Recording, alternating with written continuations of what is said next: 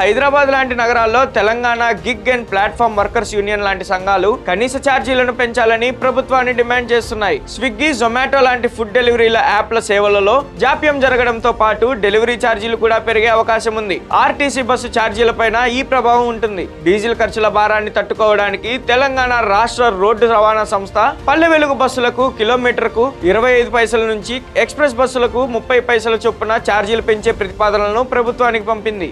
ఇంధన ధరల సెగ కేవలం ప్రయాణాలకి పరిమితం కాదు, నేరుగా మన ఇంట్లోని నిత్యావసర వస్తువులపైన పడుతుంది. సబ్బులు, డిటర్జెంట్లు తయారీ చేయడానికి వాడే అత్యంత కీలకమైన ముడి పదార్థం linear alkyl benzene sulphonic acid. ఇది ముడి చమురు నుండే తయారవుతుంది. క్రూడ్ ఆయిల్ ధరల పెరుగుదల వల్ల దీని ధర కిలోకు 120 రూపాయల నుండి అమాంతం 200 రూపాయలకు పెరిగింది. దీనికి అనుగుణంగా డిటర్జెంట్ పౌడర్లు, సబ్బుల ధరలు 25 నుండి 35% వరకు పెరిగే అవకాశం ఉంది. ప్యాకేజింగ్ మెటీరియల్స్ ఖర్చులు కూడా 5 నుండి 10% పెరిగాయి. అందుకే బ్రిటానియా లాంటి సంస్థలు తమ బిస్కెట్ల ధరలను పెంచాలని లేదా ప్యాకెట్ ధరను అదే ఉంచి అందులో ఉండే వస్తువు పరిమాణాన్ని తగ్గించే ష్రింక్ఫ్లేషన్ విధానాన్ని అవలంబించాలని నిర్ణయించాయి.